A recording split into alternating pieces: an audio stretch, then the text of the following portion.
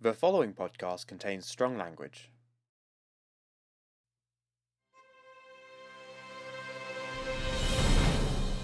Hello and welcome back to the Ciné Rambles podcast. You're listening to Nick, And Andrew.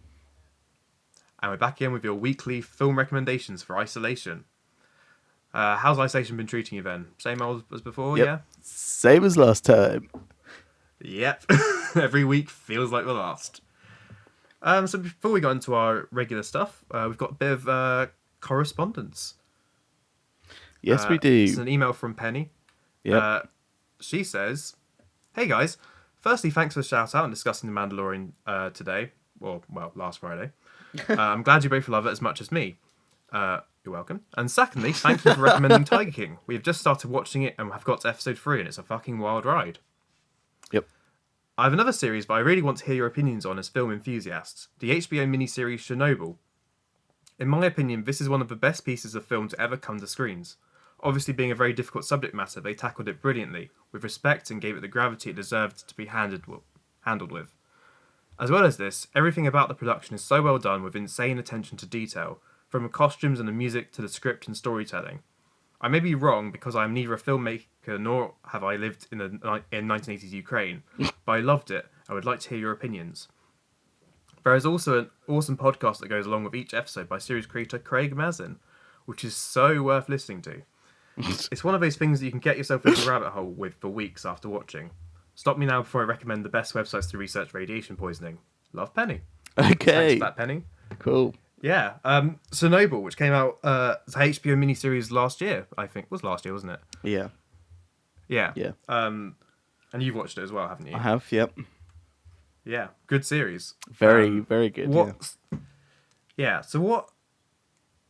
Because, I mean, that got a lot of critical reception when it came out as well. Like, a lot of people loved it. Yeah.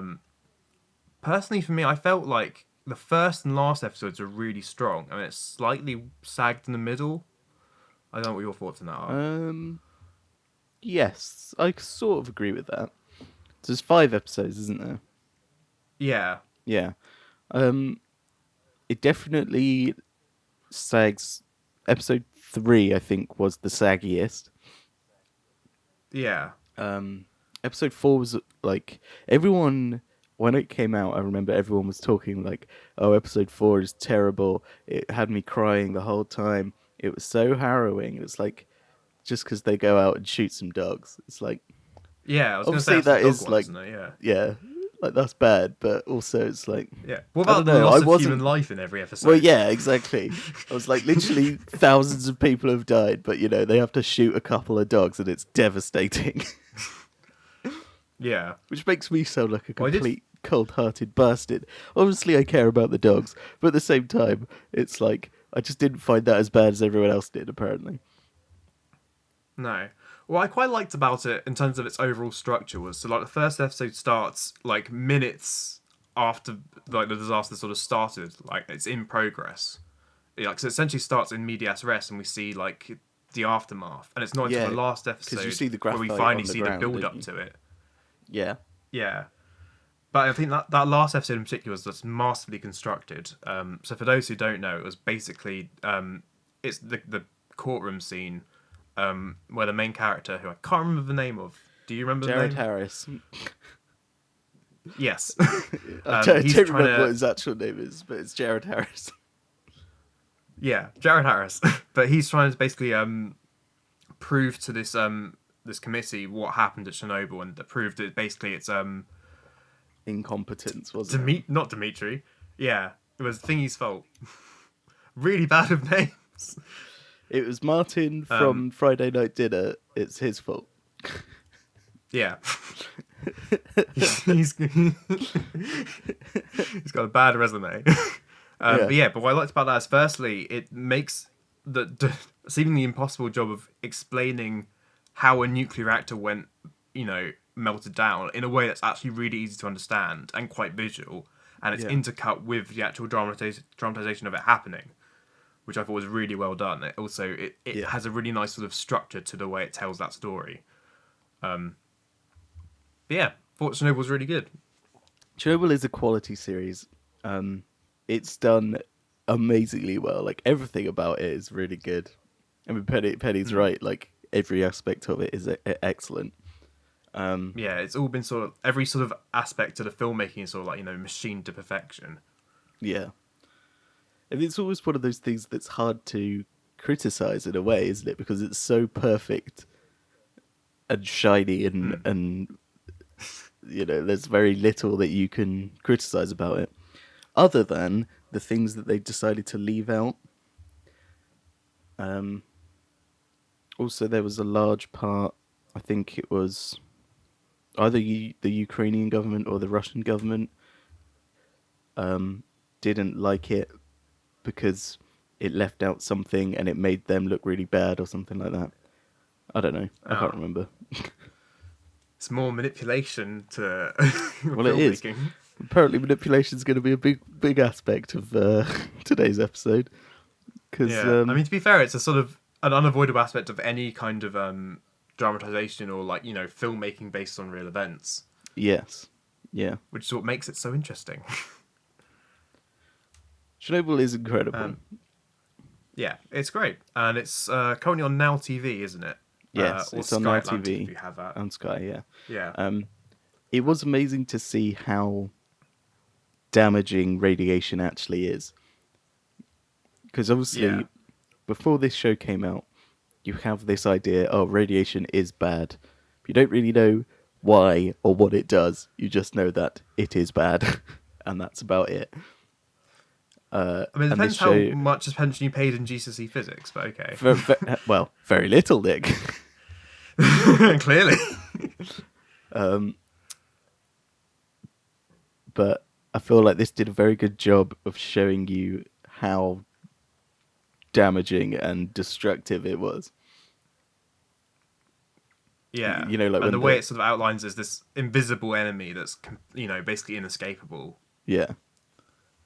Because when like the helicopter flies over the exposed core, it just instantly crashes. Like that bit's like, oh my god. There's so many of much of that series that is just, oh my god. But yeah, you're right. The courtroom scene is incredible. And I think that was the highlight for me. Yeah, the acting throughout by everyone involved is also amazing. Yeah. And I just think you need to know that I served the Soviet Union. Brilliant.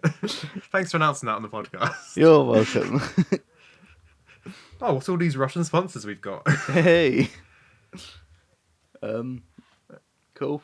Yeah. Are we done with that? Yeah, I think so. Before we move on to Field of Streams, I'd like to bring up a point about Parasite. Mm-hmm. I'm going to try and be unspoilery about this, but in case I'm not, scroll forward a couple of minutes. But so, I was thinking about, discussing the HBO miniseries adaptation of it. Yes. Well, because I went to see Parasite a second time in the cinema before they all closed down. It was the last thing I managed to see. And it occurred to me, so when the family makes the discovery... Yeah, yes. Right. The time between that and the ending of the film is a lot shorter than I remember. So one thing I'd like to see in the miniseries is like that aspect of it expanded upon, and we see more of the family trying to get on with their normal, everyday lives with this in the background. Yeah. Yeah. Because I didn't realise it at the time, but on the second watch I realised they literally, that discovery happened, and then like the next scene is the end, basically. Yeah, climax. Yeah, because the next scene is them prepping for the party, isn't it? Yeah, exactly. Yeah. And it seems like there should be more time dedicated to that. So that's just one thing I wanted to bring up. Thing is, about I feel Parasite like series. Expanding on that makes it more like a comedy, though. Well, not comedy. I mean, it can still have a sense of dread to it, but but they'd have to do it very well. Not that they wouldn't do it very well, but no. But I just feel like that's an area of the story that's almost kind of lacking a bit. It's like the one thing about Parasite that I'd maybe criticise is it's sort of, I feel like that should come earlier, and so we get more time with that new sort of status quo before everything ends. Yeah. I do see why you want more of that. I just feel like that's very dicey, the way that they would have to do it. I just feel like I can only picture it in my head as He's behind you. Oh no, he isn't. You know, just pantomime-esque stupidness. I would pay a huge amount of money to see a pantomime version of Parasite. Wouldn't that be fantastic? That would actually be amazing. This Christmas, Ciné Rambles presents Okay, Parasite. moving on from that tiny Parasite talk. Okay, sure. Right. So on to Field of Streams. Okay. Take it away, Andrew. So I've got two things. So firstly, Luther, Yep. which is a BBC drama, starring Idris Elba, and it's 5 seasons long, but I think only the first 4 are on Netflix at the moment. It could be all 5 actually, might be wrong. Yeah, because anyway, season 5 came out only last year, didn't it, or something? yeah. Yeah. Luther is fantastic. It's so good. The writing is excellent. There's so much tension. Idris Elba is incredible. Ruth Wilson plays like... So what is Luther about? So he's a detective. He's a DCI in London, and he gets assigned to really, Solving really crimes. dark cases, though. So, you know, he deals with, you know, mass murderers Yeah. and cannibals and live active shooters and, you know, loads of crazy stuff. And obviously, you know, he's a really good detective, and he's got his methods that aren't by the books, but whatever, you know. But it's just so good. And He's a loose cannon. He doesn't play by the rules. well, yeah, exactly. There is, I think, a highlight for the series is so the main antagonist is played by Ruth Wilson. She plays Alice, Yes. and she's like this psychopath that is in love with John Luther, and they have got this whole cat and mouse thing. But she is just brilliant. She is so good. Yeah. She completely like owns the screen when she's on it, because she's just incredible at being this psychopath woman. I just think she's a real standout character. She's like this ultimate femme fatale, really, isn't she? Yeah, she is. She's just great. And obviously, Idris Elba is amazing as John Luther as well, which is good. I think as well, there's some really interesting cases as well, like the crimes he has to solve and the people he has to catch. Like, there's some really good cases in there. Yeah. And I've just finished series 3, and it was amazing. It was so good. So I can highly recommend Luther for anyone who managed to miss it for the last 10 years. But yeah, it's on Netflix. I watched the first so give it a watch. 4 I don't think I watched 5. No, well, yeah, as I said, It I is on don't Netflix, think yeah. it is on Netflix. Okay. Yeah, it's a really solid series. I need to rewatch it because I wasn't paying attention through series 4 and I have no memory of what happened. I think series 4 is only But 2 episodes. I might be rewatching it. And it's only yeah, I was gonna say after series 1, most of the episodes are most seasons are quite short, aren't they? They're only a few episodes each. Season 2's got some fantastic episodes So in it. won't even take much time to watch all of it. Yeah. I mean, all of it's excellent, basically. Okay. Nick, give us a recommendation. Okay, so this week I'm going to be recommending Four Lions, which is a film available on Amazon Prime. So it's a comedy directed by Chris Morris, who's known for things like Brass Eye. So it's very much known for sort of his biting satire, and sort of generally has been quite controversial in the sort of the subjects he chooses to make humour out of. So keeping humour on that theme, Four Lions is a comedy about a group of Islamic extremists who are trying to suicide bomb the London Marathon, which sounds like incredibly dark subject matter, and it is, but that's why it works so well and it's so funny, because it targets such a taboo subject, but it in such a sort of a silly way. It ends up being incredibly funny, but what is also good about it is it's still got that satirical edge, so it's not completely mindless. It's two there's sort of two prongs of it. On the one hand, it's criticizing sort of the concept itself of suicide bombing and how silly the idea of that kind of religious extremism is. But on the other hand, it also criticizes the sort of the fear mongering and, you know, the other side of a coin, the sort of massive fuss made about it by the rest of us, and sort of the way it's hyped up. And it's basically just, it's a really, really solid satire. It's very controversial in its humour. So I guess if you're not as open to sort of like darker types of humour, I know when we watched it at university, there were a lot of people who sort of didn't think it was funny because it was just too taboo a subject matter for them. But for me, at least, I found it hilarious, and I feel it's a film that's gone slightly underappreciated. Like, I don't see very many people talking about it, but I think it's genuinely one of the best comedies, you know, of the last 10 years or so. Well, it's a lot older than that, actually. I think it came out in 2009, so that's yeah, so it was one of the best comedies of the last 11 years. But yeah, that's 4 Lions. That's available on Amazon Prime. What's his name? Chris Morris is Chris Morris. very controversial, isn't he? Yeah. Well, he's famous for doing the Peter Geddon. brass side is Peter Geddon. But Peter Geddon is so funny. It's like genuinely hilarious. Yeah. I think but the his thing is, writing... it's hilarious because it's yeah. Because it's so, firstly, the taboo nature of it makes, you know, is why it's, because it's sort of, it's less a mind comedy, but also that, you know, the way, the mechanics of humour. Also, it's satire. Like, people saying that it's wrong, it's like, this is taking the piss out of them. Like, how could you not see this? Yeah. It's taking the piss out of the fear mongering itself, and the sort of the response of, oh my god, this is disgusting, is exactly the thing he's taking the piss out of. It's that response, that knee-jerk reaction, is what's being satirized. Yeah. Right. So my next recommendation is 100 Humans. So basically, they've got 100 people, 100 humans, funnily enough, and they do various.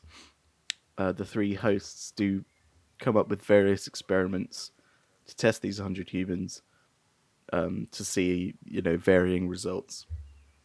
And normally they'll trick the people, so they'll tell them, "Oh, we're testing for something," when they're actually testing for another thing, so they can get more genuine reactions and more genuine results from it. However, in a similar vein to Tiger King, I feel like it's very manipulative, because a lot of the time they want to do like an explosive revelation, when actually they're only showing you the statistics that they collected that back up their point they're trying to make. Yeah. So, for example, in one of the episodes, so I haven't actually seen the whole series, I've only seen a couple of episodes. In the episode I watched, they did this thing where they gave all the 100 people, like one at a time, they took them into this room, and they gave them a gun, like a pistol, and it had blanks in it, and they were basically said, shoot all the people that pop up who have a gun, and don't shoot anyone who has, don't shoot any civilians or whatever. So half the people thinking pop that out. Simpsons episode now. Yeah, You missed half the the baby, people. you missed the blind man. Half the people pop out with a gun, and the other half pop out and they've got like a smartphone, and they're like, "Oh, we're taking a picture." But, you know, they're in the same body shape as someone with a gun or whatever. And obviously, half the people mow down civilians like there's no tomorrow. So how, like, and then they did this thing, like, they wanted to know who the people are most likely to shoot. You know, whether they're likely to shoot based on race, based on gender, based on age, that kind of thing. Of course, they told the people just testing our reaction times or whatever. Okay. and the basically their big climax for this experiment was that so that at the end they test all these people, and there's like two men jump out. They both have phones, but one of them's white and one of them's black, and it's like, who do you shoot? And it's like, no one should shoot anyone in this situation because they both have phones. Well, yeah. But what they showed is everyone shooting the black man, right? And they were like, Right. oh, because everyone's racist. It's like, even the black people are shooting the black man. Everyone's shooting the black man. And it's like, and at the end, they were like, yes, a whopping 58% of the people shot the black man. It's like, you're making it sound like that's devastating. That's just over half. Right? Yeah. Which means a whopping just 42%. over half. Yeah, 42%, which is just under half, didn't shoot the black man. So, Like, yes, that's a majority, but barely. yeah, but also, like, they're making it out like everyone is in deeply ingrained racism, like a fundamental level, just because of, institutionalized, that's what people tell you. And it's like, well, obviously not, if 42% of the people didn't shoot him. They also didn't have a percentage to show how many people didn't shoot at all. Basically, Right. to show this accurately, they would have to show you every single tape of every single individual shooting who they chose to shoot. But they didn't. They chose about 10 people and just showed them and was like, extrapolated the results and then made this really big deal out of it. And it's like, that is not how statistics works. You've just chose 10 people that happened to shoot this guy and made it out like all 100 have done it. And from that 100, you're assuming that the entire population of the planet will also be the same. Right. I'd also like to point out that all these 100 people aren't just randos. I think they had to apply for it, and they were actors because they had a casting agent as well. So it's like, Yeah, these aren't... so in that case, they'll be choosing people who they think will be good on TV rather than an objective selection of people. Exactly. Also, 100 people is nothing, is it? That's, such a minute percentage of the population of a city, let alone Yeah, a country's population, let alone the planet's population. it's a tiny sample size. I assume the idea is, like, you see those videos pop up every now and again about, like, if the entire population of the world was, condensed to 100 people, and then it shows statistics, and it gives a better idea of proportions. Yeah. I'd assume they do it like that, where it's, the people they have in that 100 sample size accurately reflects the makeup of the entire world, but just scaled down to 100, which would make sense. But presumably they've not. No. Because, as you said, they've 'Cause just picked up they're who's going to work on all- television. Yeah, but they're also all American, I think. Yeah. Or They're at all least- going to be American. They're all going to be over the age of 18, presumably, kind of thing. Yeah. Yeah. So, like, that's already, like, two big demographics shrink down right there. But yeah, it is interesting because they do some very interesting experiments on these people, and it shows you some interesting stuff. It's just I don't think they have the scope, and they're presenting their findings as concrete and But definite. you're recommending it. Yeah, because it is interesting and it is worth Yeah. a watch, and I want to Okay. know what other people think of it. Okay. But mainly because I've got some strong opinions on it. Basically, it's Yeah, 'cause sounds like it. It feels very Mythbusters-y. Right. It feels very Mythbusters, But not as good. Yeah, like not as good, but it feels like that. And there is a lot of interesting stuff, and it's a lot of stuff you're like, oh wow, I didn't know that. Like, that's quite cool. And it's interesting to see how the different people react to various things. I just don't think it should be taken seriously at all. Because it's No. just like they Certainly not completely treated as- botch how to do a science experiments at all. a completely Yeah, it should be got treated shit. as evidence for any hypothesis. Yeah, And that's on Netflix, right? yeah, yeah. That's on Netflix. Yeah. Okay. Okay. And then lastly on Field Streams, I'm going to be recommending Archer, which is also available on Netflix. Originally made by... Well, it's now made by FX, but I think it was made by someone else originally, and then it got bought out. Anyway, it's an animated comedy, an adult comedy, really. It's essentially sort of satirizing, James Bond and sort of super spy kind of shows, but with where James Bond is an incompetent asshole, and and not only is he an arsehole, but also everyone, everyone who works, everyone in the office is also incompetent and arseholey in their own distinct way. In some ways, it reminds me of It's Always Sunny in Philadelphia if it was like a spy series and animated. But it's that same kind of very sort of risque adult humor, but again, done well, and is actually incredibly funny, and also, satirizes a lot of the sort of super spy stuff, which all seems to be a very good mine for comedy. I think because just James Bond is always, having rewatched some of them recently, is just such a ridiculous series as it is. It's very easy to take the piss out of.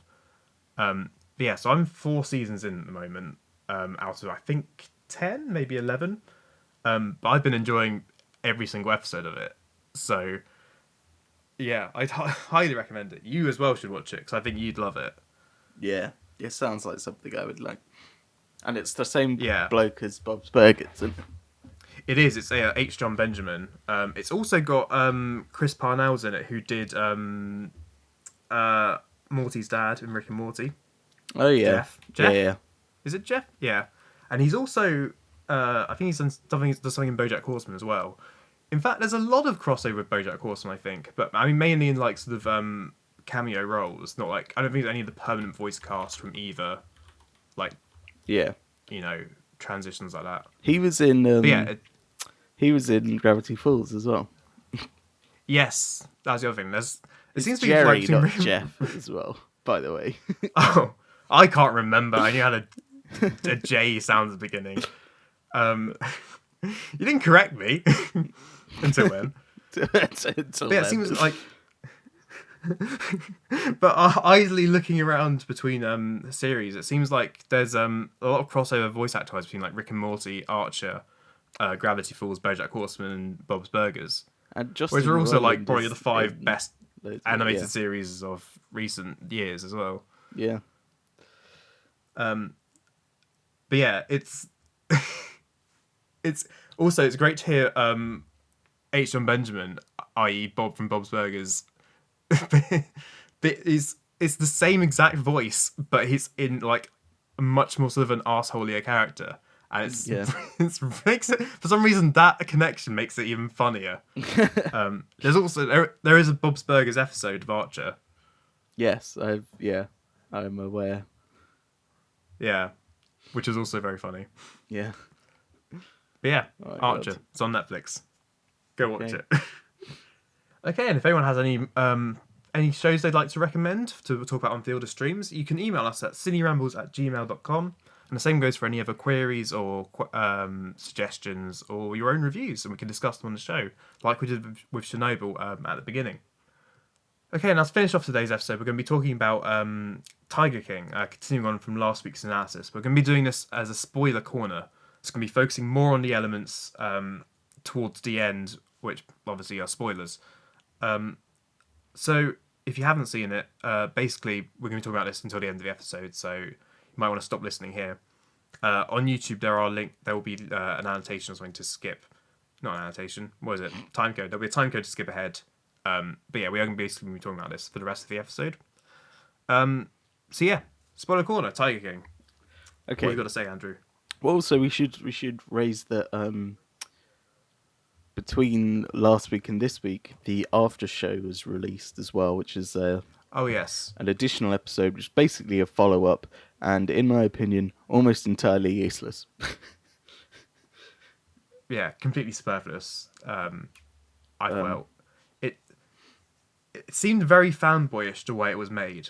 Yes, I think Like that. I was I was hoping for basically the original documentarians to be interviewing the people and asking follow-up questions, Yeah, I wanted you that know, as well. to clarify stuff. Because But also what basically was, it was the guy from Community going, "Hey, did you know you're a meme now?" Yeah. Isn't that funny? Sure. It's basically that for 40 minutes. Yeah. Also, well, Doesn't there help was that a I don't lot. like the guy from Community anyway. Well, yeah. I haven't seen Community, so I wouldn't know. Like I was saying to you, I really didn't like Community, and I thought that's going to get very controversial. But I couldn't stand it past 3 episodes, and part of the reason is because that the guy who's doing interviews in Tiger King, he's the main character, and he's an arsehole. But not a fun arsehole, just a misogynistic arsehole who's not funny. I don't know why if he's supposed to be funny, but he's a dick, and not in the fun Archer way, just in a dick way. Right. Don't like Community. Anyway, let's get on Tiger King. Okay. We should do a section on arsehole characters, though. Yeah, that'd be an interesting, like, how to distinguish what makes a good one. Okay, for another time we'll do that. Yeah. Right. Okay, so picking up from where we left off last week, we were talking about how the documentarians manipulate you to feel certain things. Yes. I also wanted to. We will raise a big thing we didn't really talk about that much last time was the animal abuse part of it, and how aware of that we should be, and our our opinions on that and what we think the show does for it, or whatever. Yeah. So, what did you think of the ending then? Of the last episode and its conclusion and such. Well, so I mean, basically the end of it is that because Joe Exotic makes these threats against Carol's life constantly, and he basically ends up going to pay a hitman to take her out, and that's sort of it ends up being a setup, which is what gets him arrested and tried for attempted murder. I mean, there's some of the people on the show were like saying like, "Oh, he was set up, and he was never going to do it anyway." My response to that is like, because I'm sort of somewhere in the middle on that. Because on the one hand, yes, it does seem like a lot of hot air, and like, I'm not sure necessarily to what extent he would have gone through with it if he wasn't directly offered, "Here's a really cheap assassin." Like literally, it was like what, a £3,000, $3,000. Yeah. Yeah, like that's which someone was commenting, I think on the after show, but somewhere they were saying like that's suspiciously cheap for an assassin. Yeah. And shouldn't have fallen for it. So on the one hand there is the like, would he have done it if he wasn't pushed by the sting operation? But on the other hand, he's so unhinged. I think he would have, he was clearly thinking about it in great detail. Yeah. Like I think it was more than just empty threat. About the assassin is that originally it was supposed to be $5,000, but Joe Exotic could only give him $3,000, and the hitman still agreed to it, and it's like, that was very suspect to me, isn't it? It's like that's why would you do that? But then of course I don't think Joe Exotic's probably smart enough to really realize. To fact, he's probably he's so clouded with hate for Carol that he's like, whatever, just get her killed. Which I mean, I think the thing is as well, because even if that setup didn't happen and it was a setup, but a setup he was still dumb enough to fall for, even when it was quite obvious, like we were just saying. But I think the thing is he was clearly planning out and like snooping out her cycling route and working out where he'd go to kill her. And I think that does push it into like, he would have done it eventually kind of thing. Yeah. In some fashion. So I think it is fair that, that he ended up in jail. I think that was reasonable. Yeah. But also, like, so I've seen a thing, what I want to talk about mostly today.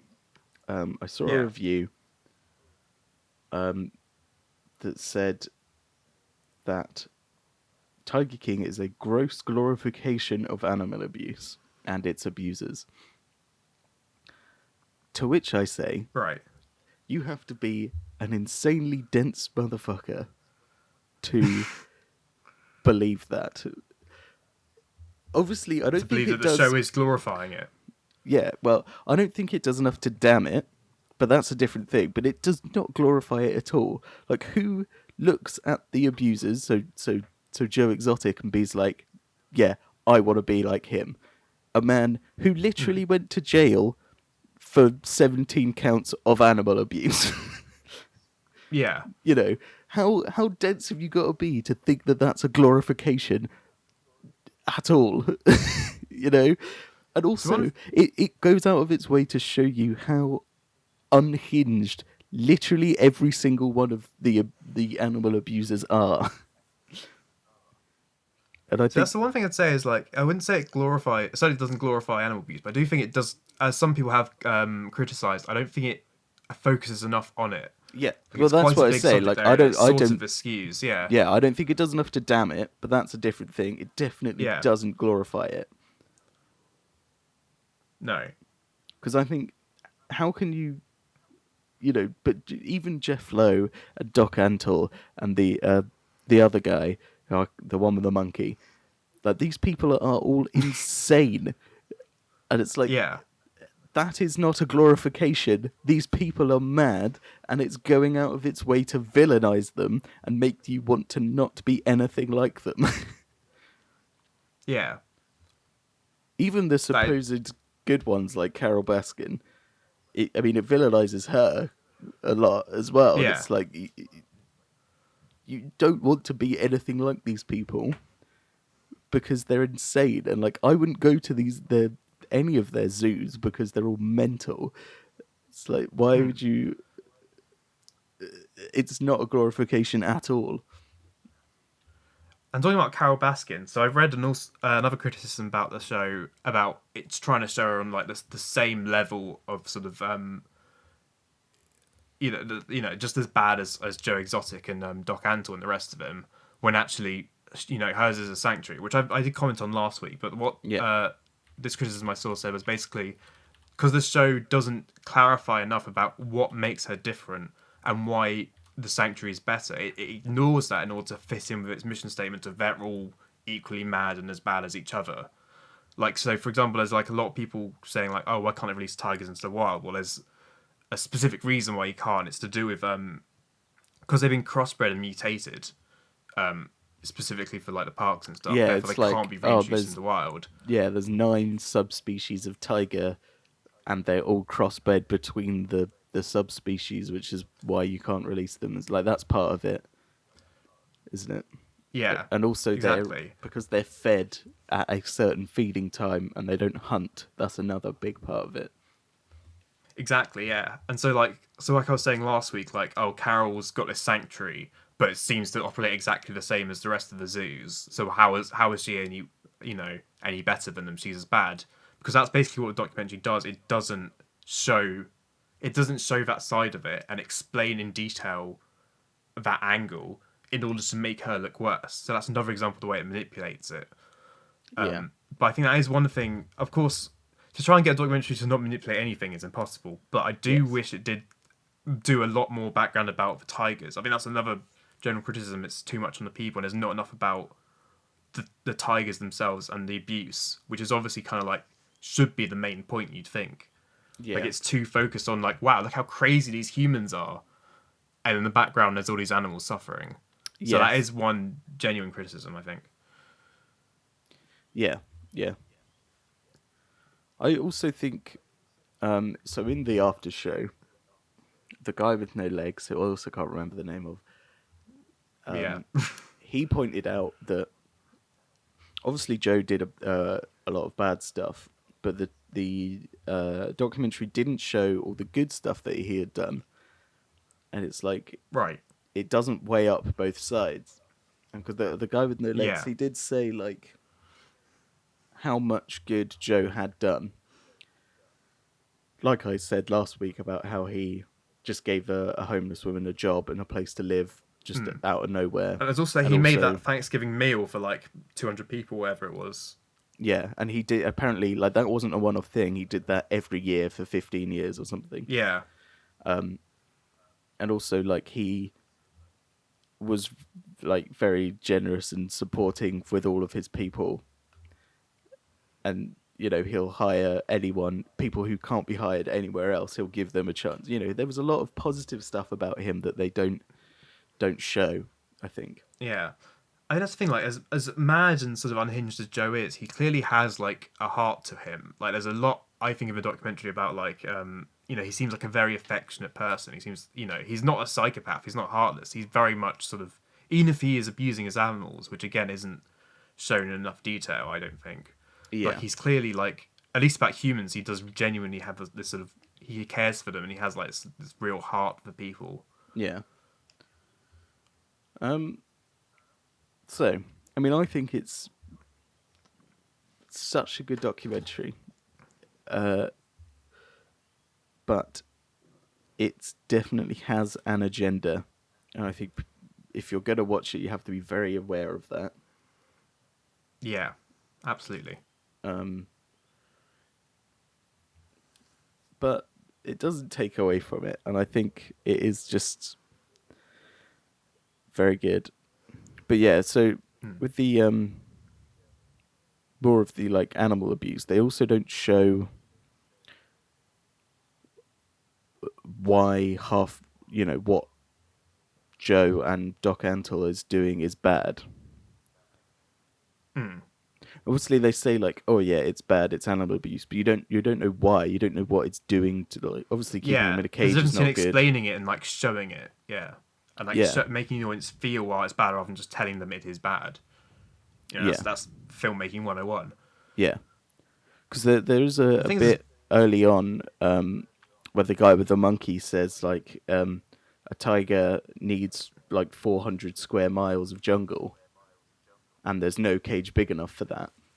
And it's like yeah, they should show that, or they should explain more of like what tigers actually need, more of the tiger's natural habit. They should show more of the of the animals. But obviously, it's not really about the animals at the end of the day, is it? This whole show no. is more about the people.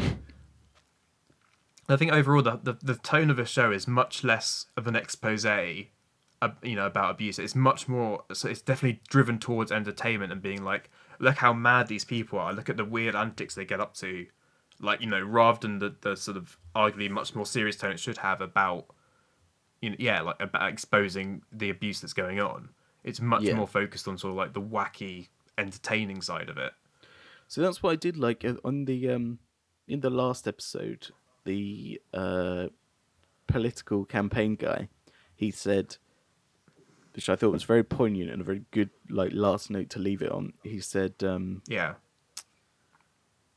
with all the money Joe spent trying to fight Carol Baskin, with all the money she spent trying to fight Joe, with all the money that the FBI spent on getting Joe to imprison him, doing the sting operation, like these millions and millions of dollars, like how much good that could have done for the tigers, for the yeah. like wild tiger population, of like to fight extinction and to fight the pollution. Like I thought that was a really good, poignant note.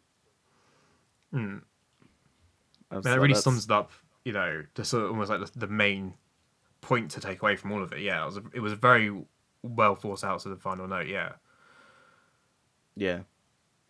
I did really like that.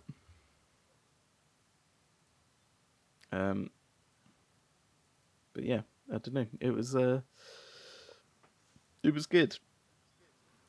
yeah, it's definitely good. It's definitely it's a flawed documentary, and it clearly had its agenda, and like more obviously than maybe some other documentaries do.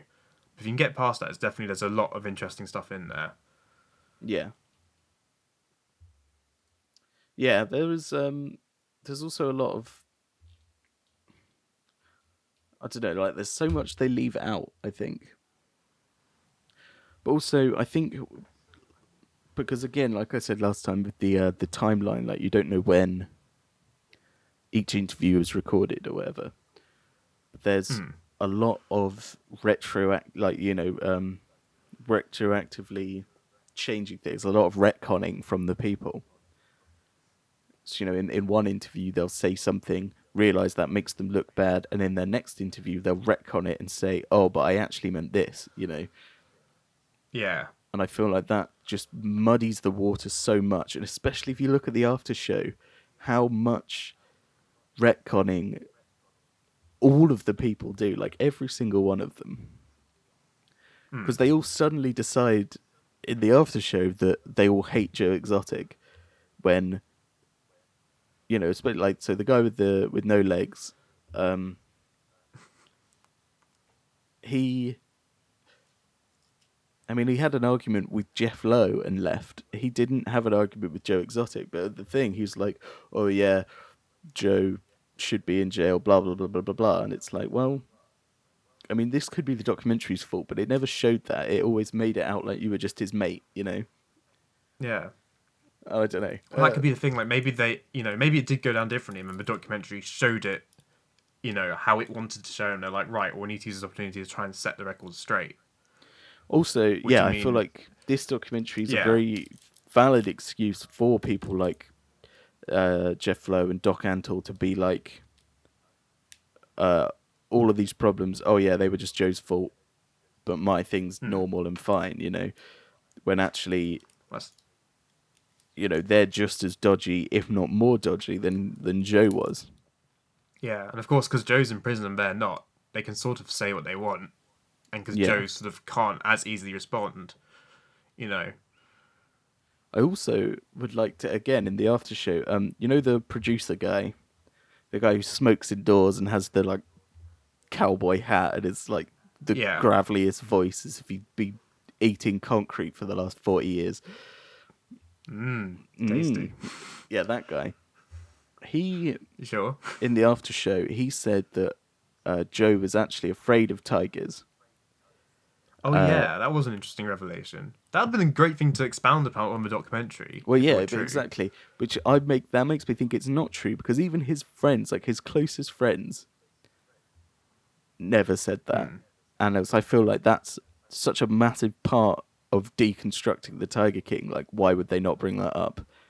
So I just feel like you think that would be a major point. Yeah, that's almost like a tagline. The king of tigers, afraid of tigers.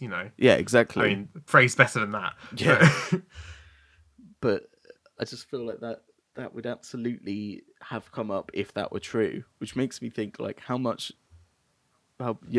other things have just these people made up because they want to make Joe look bad or themselves look better. You can make a point about Travis as well. Yeah, well, that's something else. I feel like obviously they never interviewed him, but he was he still alive? Because he died in 2018, was it? I think it was 2018 when he killed, because it was just something after Joe had run for president or whatever. Yeah. Yeah, just after Joe had run for the governorship. But by that time, the documentary had already started filming. Yeah, they'd already had several years worth of footage in the can. Yeah, which makes me think: did they never interview him, or have they just not showed his interviews? Why does he not feature at all? Other than in occasional stock, not stock footage, but occasional archive footage, and then it shows you the bit where, he's like, oh yeah, he killed himself. So, did he not have anything to say at all about any of this? The only thing I can wonder is if, out of a matter of taste and respect, where it's because he shot himself during production, where they're like, oh, it'll be weird to use his, his interviews. But I mean, I can't imagine why, it almost seems weird to erase him from it in that case. Yeah. So it's an interesting omission. Yeah. Do they not want his voice to be heard at all then, just because he killed himself? Well, that's the thing. I mean, I can't think of any specific rule against that. I mean, as long as he signed release forms and stuff before he died, there'd be no reason not to use him. His footage.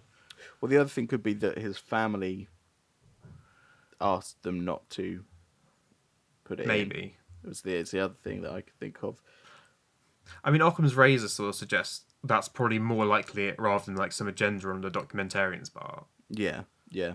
So I But then imagine his it probably mum is was in something it. like that. Like, why would his mum comment but then not want? Especially if it's exposing Joe Exotic, you'd think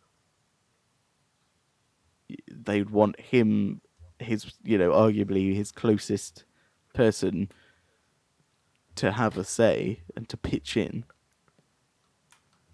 Which Yeah. does also make me think maybe he only said positive things or said something completely different to what everyone else said, and they had to take it out because it didn't match their Yeah, their narrative. agenda. Yeah. But then that's just theorizing, isn't it? Because we don't know.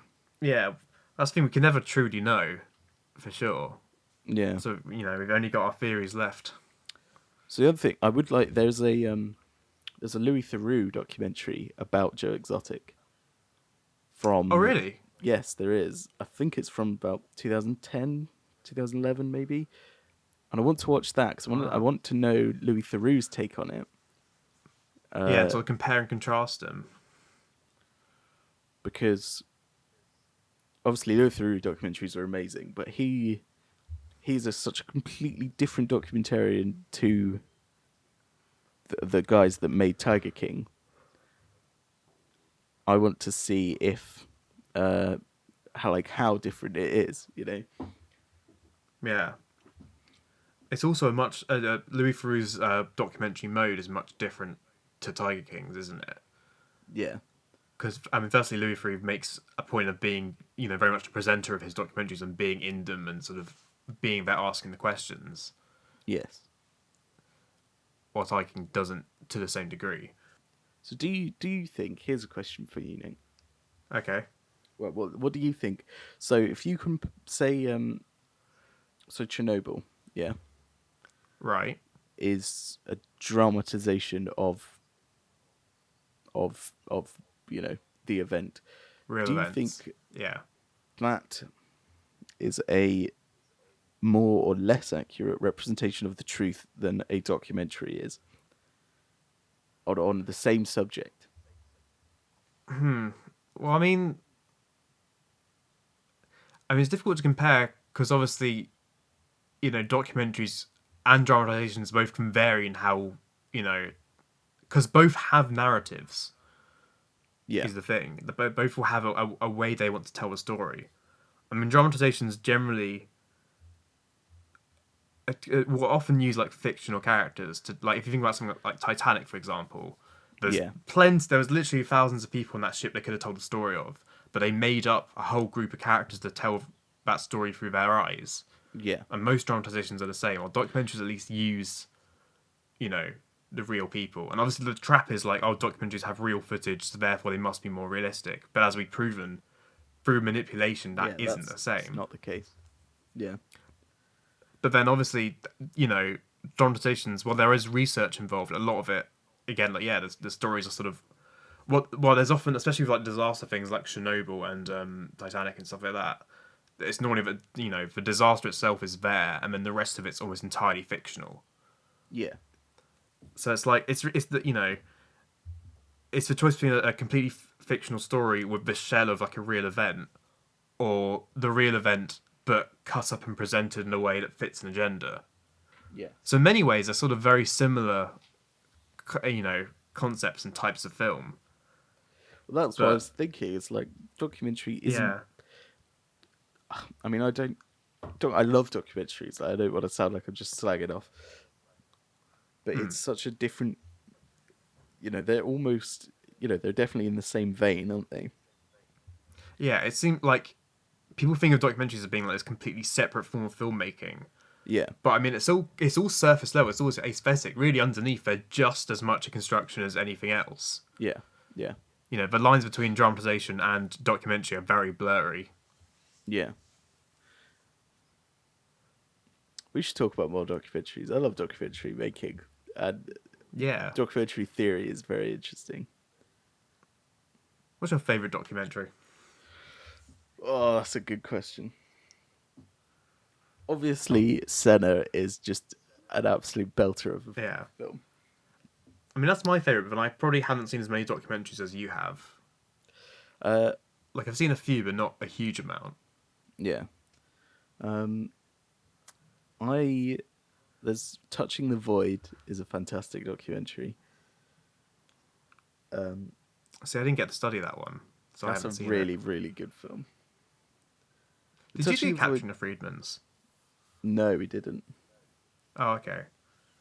I think that's what we did instead of Touching the Void, then, wasn't it? Yeah. At school. Yeah.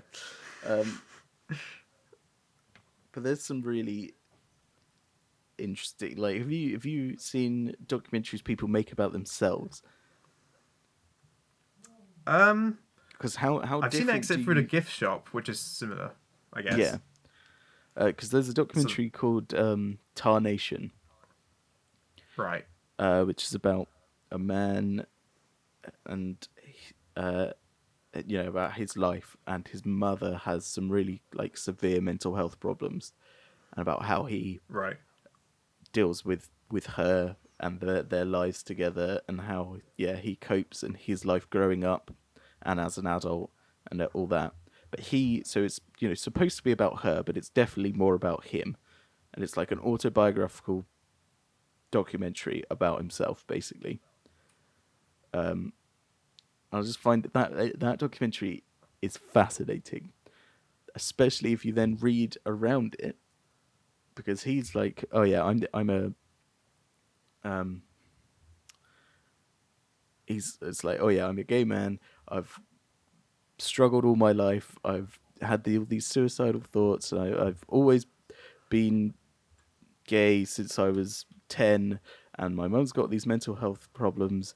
But as he grows older, and he's like dealing with his mum, and this whole documentary is about their relationship and about getting her help and all that, and about his mental health state as well, and all of this. And then when you read up about it, he's actually got has an ex-wife and some kids and stuff, and it's like, this isn't it's just completely the opposite of how he presented himself in the first place. It's like completely mad about how much people leave out. If you then bring that background to Tiger King, how much did they leave out is the other thing. Well, yeah. And Well, it if looks you like quite a lot. Well, yeah, they looks like they left out loads. But then if you leave out everything, you can't really make a reasonable documentary, can you? No. I think it's also interesting to see, like you're saying, with people making documentaries about themselves. Like, I think it says a lot about them to see how they portray themselves in it and how they want to make it seem. Yeah. Like it's sort of a way of escapism, isn't it? And sort of pretending you're someone else. But it says a lot about how a person works mentally. Yeah. To think, to portray themselves in that method. What does it say about them and their wants and their needs? Yeah. As a person of, like, so for example, like you're saying, that person sort of portraying himself with like these mental health issues. Is that sort of an attention seeking thing to because he idolizes that, the way people like the way people see people with mental health issues, is that the way he wants to be seen, in that sort of same, I guess, sort of pitying way, or like, right. Is it a bravery thing? I don't know. Well, I feel like you should watch that, because it's a very interesting documentary. Yeah. You should definitely watch that. So there is another documentary I want to mention that is one of my favorite documentaries, because it's again a fantastic documentary. It's called "I Am Not Your Negro." And Yes. yeah, I didn't see it, but I've heard of it. Right. It's about James Baldwin, who was I think he's an author, like a writer. Right. But he was really, really involved in the civil rights movement, and he was like really good friends with Martin Luther King and Malcolm X. But he is never like, I mean, I didn't know about him until I watched this documentary, and I've studied civil rights in, at A level. Yeah. And he's never mentioned in education at all. It's like, how have I never heard of this man when he is very important to the civil rights movement? Also, the documentary the voiceover is done by Samuel L. Jackson, and it's fantastic. Oh. But yeah, that's again another fantastic documentary, because that is obviously James Baldwin is dead, Martin Luther King is dead, Malcolm X is dead, Medgar Evers, who is another civil rights man, is dead. Everyone who knew this man is either ancient or dead. How can you then make a documentary about a man who is this important? But they all base it off his books and old, because he's done a few interviews on TV and stuff.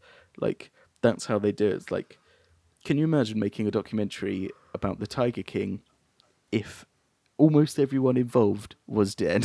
How would you do that? Well, it's different, isn't it? It's a very different kettle of fish making a documentary about someone who's or time quite long ago. So, for example, about James Baldwin, who is dead, he can't give a rebuttal or give speak about what he thinks about the documentary, about how truthful he believes it is. Yeah. Whereas, in Tiger King, all of these, it's almost more confusing because it's all of these different people giving their opinions, or all these very alive and well people, but all of their opinions cross over, and it makes this complete muddied mess of the truth in quotation marks that you've then got to try and unpick and see what parts of it you actually believe. But it's different, isn't it? But yeah, and if you think about so if you've got a documentary where your subject is alive and you can interview them and get footage of them, and then you're creating a documentary around them and who they are. But if that person isn't alive, then all you've got to work on is the stuff that's already been made. So you're sort of working on the outline around them, and sort of, so it's almost like you have to create it's like a next level down in terms of it's almost like thinking about a copy of a copy in a way, where you've not got the original anymore, and all you've got to work on is sort of the evidence that already exists around them, the sort of the artifacts of their life, but not them themselves. You have to construct the image of a person based on the artifacts that exist. It's an interesting, it's arguably better way to think about it. Well, at least you'll get a consistent vision then, but then it's the vision of the documentarian and not of the person themselves. Okay, so I think that brings it to the end of this episode. You've been listening to Ciné Rambles with Nick and Andrew.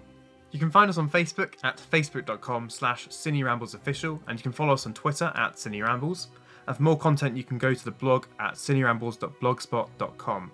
And as always, if you'd like to send in any reviews, any questions, or any suggestions you'd like for us to talk about on the show, you can email us at cinerambles@gmail.com.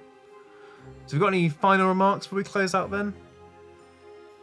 I served the Soviet Union. See you next week. Goodbye. Okay, bye.